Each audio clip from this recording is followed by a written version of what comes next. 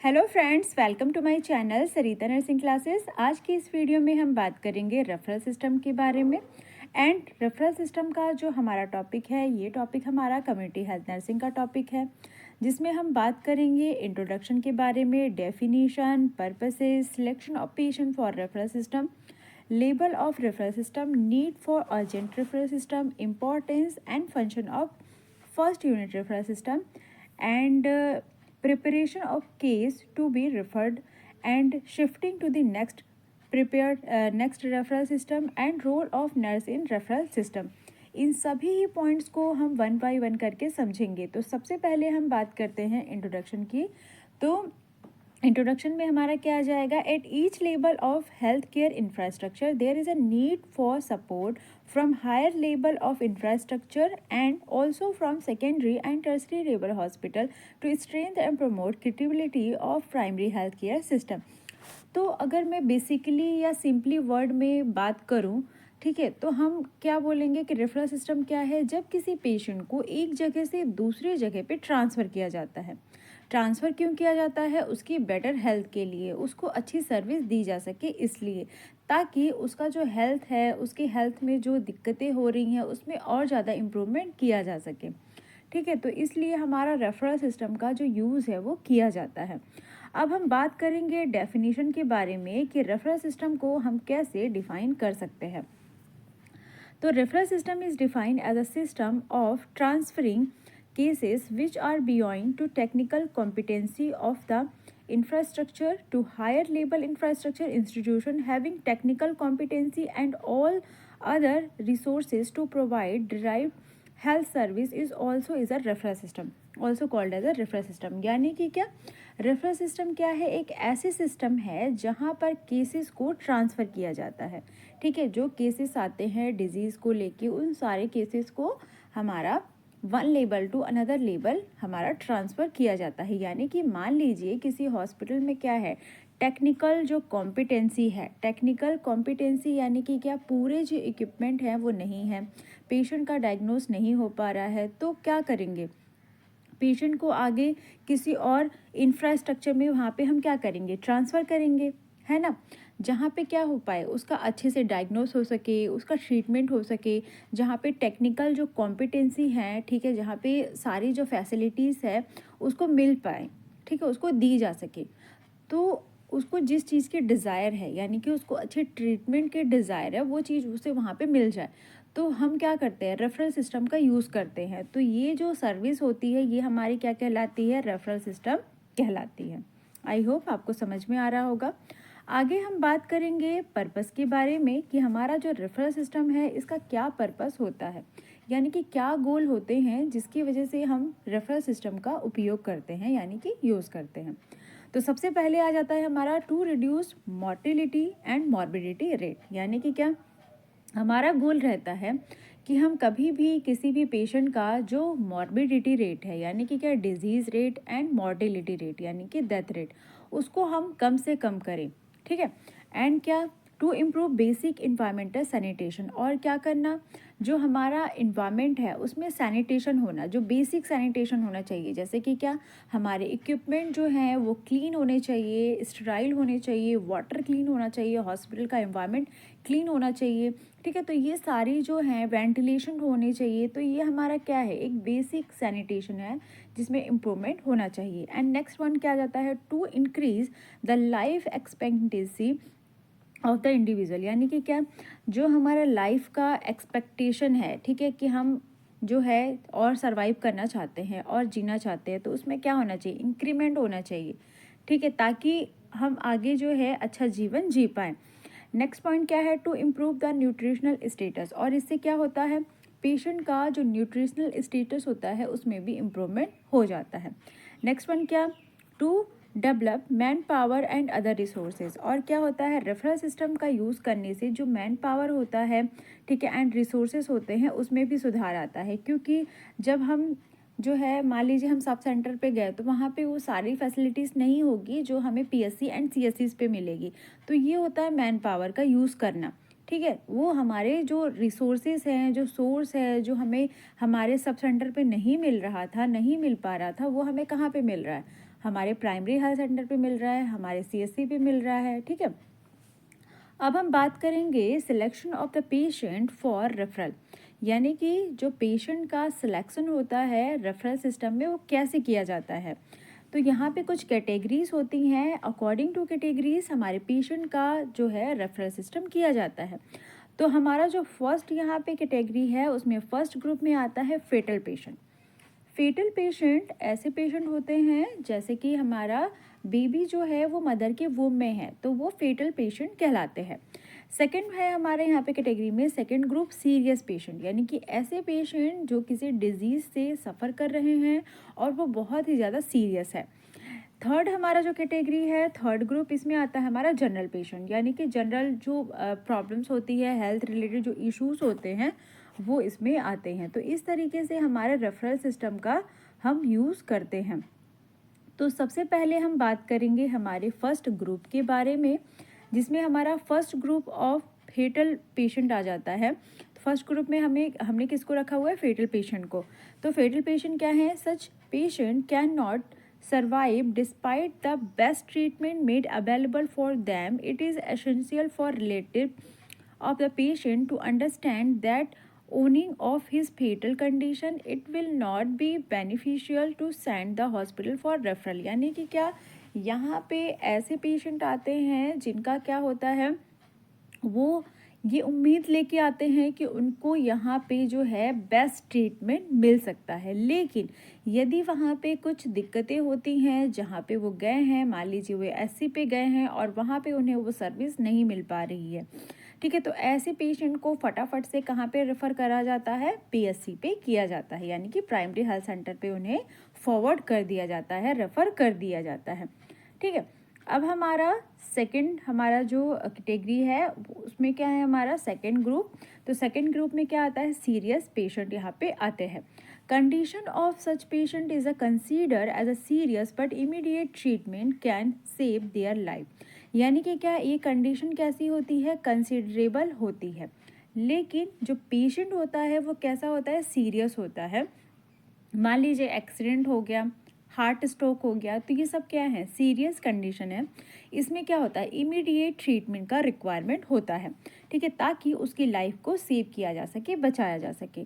So before sending them for referral attempt should be made to reduce the seriousness of the condition and only after that should send for the referral. यानी कि यदि ऐसा कुछ होता है, emergency वाली situation होती है, तो यहाँ पे क्या करना होता है हमारा सेकंड ग्रुप में, कि पहले पेशेंट को अटैम्प्ट करना है, उन्हें रिसीव करना है, रिसीव करने के बाद उसको क्या करना है, उसका जो सीरियसनेस का कंडीशन है उसको थोड़ा सा नॉर्मलाइज करना है, उसको उसकी लाइफ को बचाने की कोशिश करना है। ठीक है, उसके बाद जो है थोड़ा सा उसका ट्रीटमेंट करने के बाद क्या करना है, उसको रेफरल सिस्टम के लिए भेजना है। ठीक है, उसको फटाफट से मना नहीं करना है कि नहीं नहीं यहाँ पे नहीं आना है, आप यहाँ से जाओ। इस तरीके से हमारा जो रेफरल सिस्टम है वो हमें परमिशन नहीं देता है। ठीक है, यानी कि हमारा जो सेकेंड ग्रुप है उसमें हमें ये बताया गया है। आगे है हमारा थर्ड ग्रुप। थर्ड ग्रुप की बात करेंगे तो थर्ड ग्रुप में क्या आता है, हमारे जनरल पेशेंट आते हैं।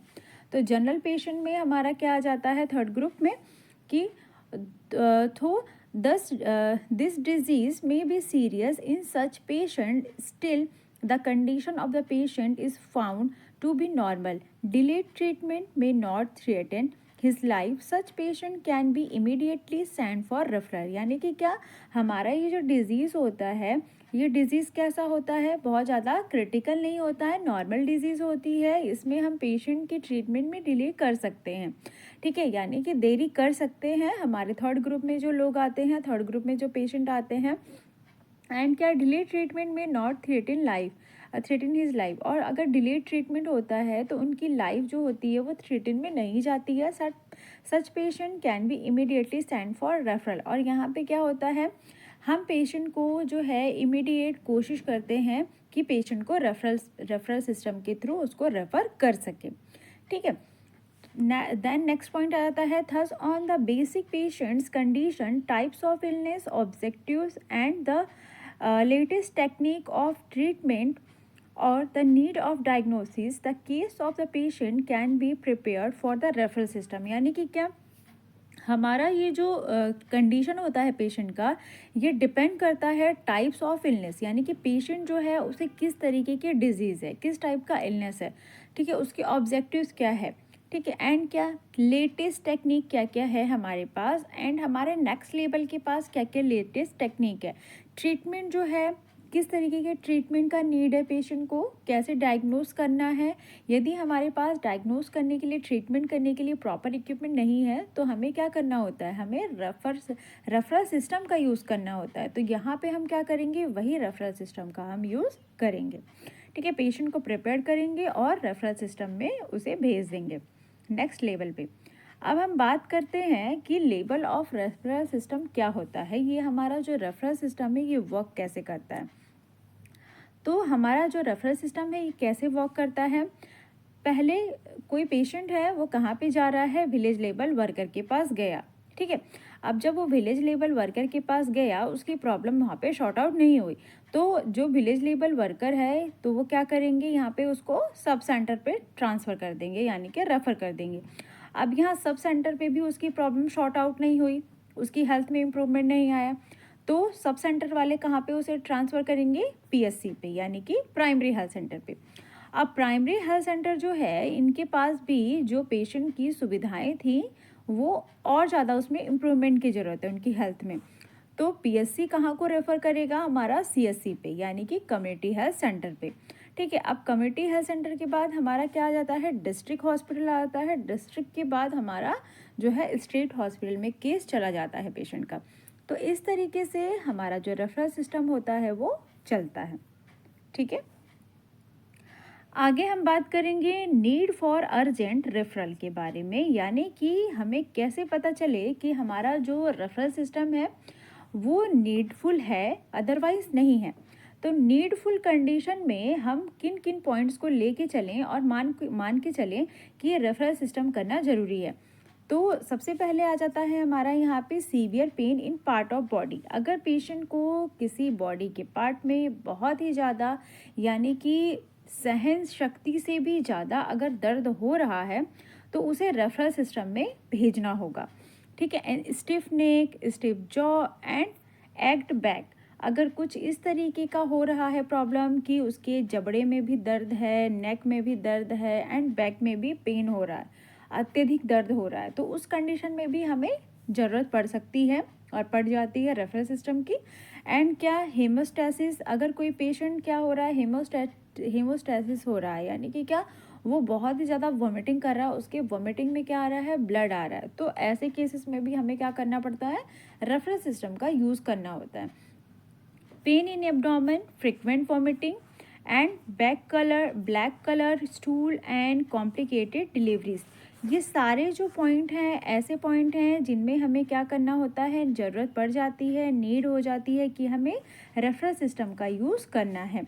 नेक्स्ट वन है कोमा का कंडीशन हो जाना, ठीक है, यानी कि पेशेंट अनकॉन्शियस हो जाना, सीवियर डायरिया होना, सीवियर साइनोसिस हो जाना, chest pain in a heart patient, ठीक है, पेशेंट है उसे बहुत ज़्यादा चेस्ट पेन हो रहा है, ठीक है, एंड क्या मल्टीपल ट्रोमा, ये सारे कंडीशन है जिसमें नीड होती है कि हमें रेफरल सिस्टम का यूज़ करना ही करना है, ठीक है।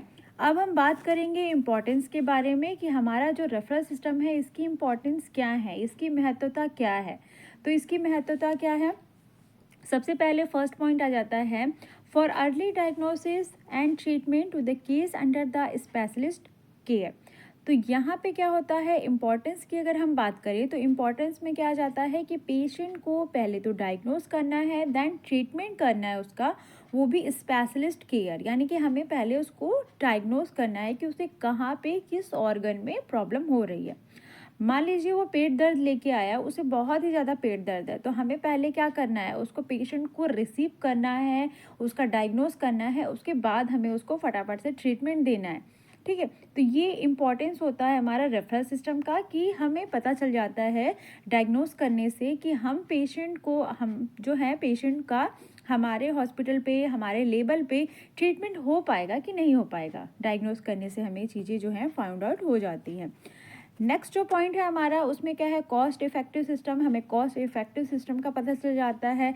Reduce the duration to stay the hospital in patient, and क्या है, हमें ये पता चल जाता है कि ड्यूरेशन कितना लगेगा, पेशेंट को कितना टाइम जो है हॉस्पिटल में स्पेंड करना पड़ेगा, मीन्स लिमिट कितनी है डिज़ीज़ की, कितना प्रोग्रेस हो चुका है, बहुत ज़्यादा जो है डिज़ीज़ जो है कहीं वो सेकेंडरी लेवल पे या टर्सरी लेवल पे तो नहीं पहुंच गया है, ठीक है। एंड क्या, prevent complication by the starting appropriate timely care, teaching the nursing professional for reviewing of the patient send for referral। यहाँ पे क्या होता है, प्रिवेंट करना होता है कॉम्प्लिकेशन को।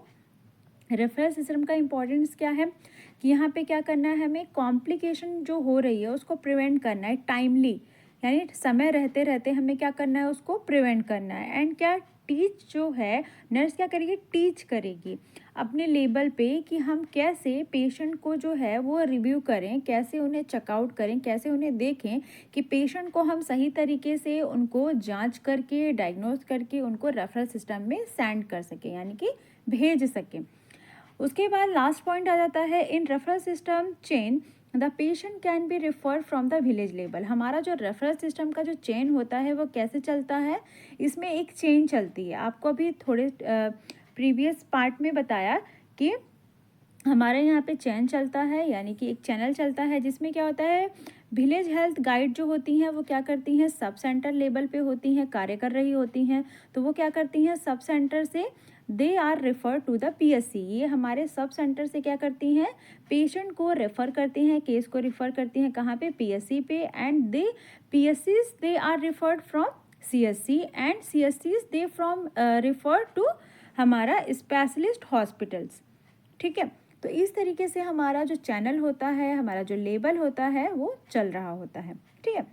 अब हम नेक्स्ट बात करेंगे यहाँ पे function of the first referral unit के बारे में। तो हमारा जो फर्स्ट फंक्शन है रेफरल यूनिट का वो क्या है, तो यहाँ पे क्या आ जाएगा, any unit which has a got 24-hour service for emergency obstetric and newborn care in addition to all routine emergency care and blood store facility is called the first referral unit, जिसे हम क्या बोलते हैं, FRU भी बोलते हैं, ठीक है। एंड क्या, community health centre is called as a first referral unit. हमारा जो कम्युनिटी हेल्थ सेंटर यूनिट होता है उसे क्या कहा जाता है, हमारा फर्स्ट रेफरल यूनिट कहा जाता है, ठीक है। इसके फंक्शन क्या क्या है, यहाँ पे क्या क्या होता है, हमारा सर्जिकल फंक्शन होता है, मेडिकल ट्रीटमेंट फंक्शन होता है, ब्लड ट्रांसफ्यूज़न होता है, मैनुअल फंक्शनिंग होती है, एनेस्थेटिक फंक्शन होता है, obstetric and neonatal care function होता है। अब हम बात करेंगे shifting of the cases to the next referral unit. तो हमारा जो केस होता है वो नेक्स्ट यूनिट में कैसे रेफ़र किया जाता है, क्या प्रोसेस होती है उसके रेफ़र करने की पेशेंट को। तो after getting all the document ready, the next referral unit is inform telephonically briefing about the condition of the patient, reason for the referring, so that before the patient could reach a bed is made ready with all emergency equipment and drugs made available at the bedside, and the concerned specialist to be informed about the time to arrival to the patient। यानी कि क्या बताया जा रहा है कि shifting जो होती है वो किस केस में की जाती है और कैसे की जाती है, कि क्या करना है, सारे डॉक्यूमेंट रेडी करने होते हैं पेशेंट के, जो भी उसकी डायग्नोज की गई है, जो भी उसका ट्रीटमेंट किया गया था वो सारा रेडी होना चाहिए। एंड क्या, इन्फॉर्म्ड करना है जहाँ पे हम पेशेंट को ट्रांसफ़र कर रहे हैं, जिस भी हॉस्पिटल में कर रहे हैं, जिस भी लेवल पे कर रहे हैं, वहाँ पे क्या करना है, टेलीफोनिकली इन्फॉर्म्ड करना है, ठीक है। एंड क्या, उसका ब्रीफली उसका पूरा इंट्रोडक्शन बताना है, क्या डिज़ीज़ करके आया था, क्या डायग्नोज हुआ है, ठीक, कैसे कंडीशन में वो आया हुआ था, सारे रीज़न बताने हैं ट्रांसफ़र करने की। जिससे क्या होगा, जहाँ पे हम ट्रांसफ़र करेंगे वहाँ पे बेड रेडी हो जाएगा, पेशेंट के लिए सारे जो इमरजेंसी इक्विपमेंट है, इमरजेंसी ड्रग हैं, बेड है, ठीक है। एंड जो स्पेशलिस्ट हमारे डॉक्टर्स होते हैं ये सारे लोग वहाँ पे जो है वो अरेंज रहेंगे, और पेशेंट जब हमारा वहाँ पे अराइव होगा, जब पहुँचेगा तो, ठीक है। अब नेक्स्ट पॉइंट आ जाता है इसमें, the referral unit will arrange the ambulance. And क्या होता है, रेफरल यूनिट क्या करते हैं, फर्स्ट ऑफ ऑल यहाँ पे डॉक्यूमेंटेशन हो गया, सारी चीज़ें टेलीफोनिकली जब हो जाती हैं तो क्या होता है, एम्बुलेंस का अरेंजमेंट किया जाता है। The nursing staff collect all the patient document. और जो नर्सिंग स्टाफ होती हैं वो क्या करती हैं, सारी जो इन्फॉर्मेशन होती है पेशेंट की वो कलेक्ट करती हैं, यानी कि इकट्ठा करती हैं। एंड क्या, the referral form and the other emergency drugs, ठीक है, जो भी रेफरल फॉर्म होता है उसको फिल करना, ठीक है, ड्रग्स को ड्रग्स जो है, जो भी ड्रग्स लगाए गए हैं या जो भी आईवी ड्रिप लगाया गया था, ठीक है, required on the way of according to the condition the patient and the doctor advice in cases required and after that the referral form to be filled and signed by the referring doctor. ठीक है, तो यहाँ पे क्या होता है, जो drugs लगाए गए हैं, जो भी आईवी ड्रिप्स लगाई गई हैं, according to the patient and according to the doctor advice, ठीक है, वो क्या करना होता है, रेफरल फॉर्म पे सारी चीज़ें जो हैं, कौन सा ड्रग लगाया, किस टाइम पे लगाया, कौन सी ड्रिप लगाई, ठीक है, किस डॉक्टर ने इनको रेफ़र किया है पेशेंट को, कि सारा जो डेटा होता है रेफरल फॉर्म पे लिखा हुआ होना चाहिए। ठीक है, नेक्स्ट पॉइंट आता है हमारा role of a nurse in referral system. अब रेफरल सिस्टम में जो नर्स होती है, यानी जो नर्सिंग स्टाफ होते हैं, उनका क्या रोल होता है। तो रोल क्या होता है नर्स का यहाँ पे, inform the referring unit telephonically, कि उन्हें क्या करना होता है, इन्फॉर्म करना होता है स्टाफ को, अनदर स्टाफ को, कि वो जिस हॉस्पिटल में पेशेंट को अपने भेज रही हैं उनकी सारी डिटेल उन्हें बतानी होती है बिफोर शिफ्ट करने के पहले, टेलीफोन के थ्रू, यानी कि फ़ोन पे। About the condition of the cases and the treatment, किसके बारे में, पेशेंट की कंडीशन के बारे में, पेशेंट के ट्रीटमेंट के बारे में, कि पेशेंट क्या डिजीज़ करके आया था, क्या प्रॉब्लम करके आया था पेशेंट, और क्या ट्रीटमेंट हमने पेशेंट को प्रोवाइड किया है, so that bed is readily available with all emergency equipment at bed side and specialist is available to see the cases. जिससे क्या होगा, डॉक्टर जो हैं वो अवेलेबल होंगे किसी भी एमरजेंसी सिचुएशन के लिए, जो भी इक्विपमेंट होगा, ठीक है, वो सारी चीज़ें अवेलेबल होंगी। एंड क्या, nurse should explain the patient and family for reasons of referring to secondary and tertiary level of the health care. तो यहाँ पे क्या बताया जा रहा है, नर्स शुड एक्सप्लेन, नर्स को क्या करना है, एक्सप्लेन करना है पेशेंट को एंड उनके फैमिली को भी, एंड रीज़न बताना है कि वाई शी इज़ रेफर्ड, कि वो क्यों रेफ़र कर रही है अपने पेशेंट को सेकेंडरी या तो टर्सरी लेवल पे। ठीक है, उन्हें रीज़न बताना है उनके फैमिली को। एंड क्या, nurse should check the condition of the patient whether he fit to be shifting immediately or some emergency treatment is required। तो यहाँ पे क्या हो रहा है, जो नर्स होती है वो चेक कर लेती है पेशेंट की कंडीशन को, कि पेशेंट जो है वो कंफर्टेबल है शिफ्टिंग करने के लिए, इमीडिएट जो केयर है, इमरजेंसी जो केयर है उसको वहाँ पे मिल पाएगी कि नहीं मिल पाएगी। ठीक है, एंड क्या करना, नर्स की और क्या रिस्पॉन्सिबिलिटी है, collect all the document to the patient like case file, patient का जो भी डॉक्यूमेंटेशन है लाइक उसका केस फाइल उसको कलेक्ट करना, investigation report, X-ray report, ECG treatment chart, vital chart, intake output chart, ETC to be send along with the patient. ये सारे जो डॉक्यूमेंट हैं वो पेशेंट के साथ जो नर्स है उनको भेजना है। ठीक है, check the referral form whether filled completely and signed by the referral doctor with brief history of the case। ठीक है, क्या करना है, चेक करना है कि सारा जो रेफरल सिस्टम का जो फॉर्म है वो कंप्लीट तरीके से फिल हुआ है कि नहीं, सही तरीके से भरा गया है कि नहीं, डॉक्टर के साइन है कि नहीं, जिस डॉक्टर ने ट्रांसफ़र के लिए ऑर्डर दिया है उनका साइन है कि नहीं। ठीक है, ये सारी जो हिस्ट्री होती है पेशेंट की ब्रीफ तरीके से नर्स ने चेक करनी है। एंड क्या, patient belonging and valuable to be handed over to the relative. And क्या करना है, पेशेंट को जो है, जो भी उनके वैल्यूएबल थिंग्स हैं, जो भी इम्पॉर्टेंट चीज़ें हैं, वो नर्स को क्या करना है, उनके रिलेटिव्स को हैंड ओवर करना है। एंड क्या, all nursing personal working in sub centre, primary health centre, community health centre and district hospital should have the referral. जितने भी नर्सिंग स्टाफ होती हैं इनका काम क्या होता है, जो कि वर्क कर रही होती हैं सब सेंटर पे, प्राइमरी हेल्थ सेंटर पे, या तो कम्युनिटी हेल्थ सेंटर पे, या तो डिस्ट्रिक्ट पे, should have to be referral system. ये जो नर्स हैं हमारी किसी भी लेवल पे हैं तो वो रेफरल सिस्टम का यूज़ कर सकती हैं और वो करती हैं। ठीक है, आई होप वीडियो आपको पसंद आई होगी, वीडियो आपको अच्छी लगी होगी। प्लीज़ अगर वीडियो अच्छी लगी हो तो चैनल को लाइक, शेयर एंड सब्सक्राइब ज़रूर करें।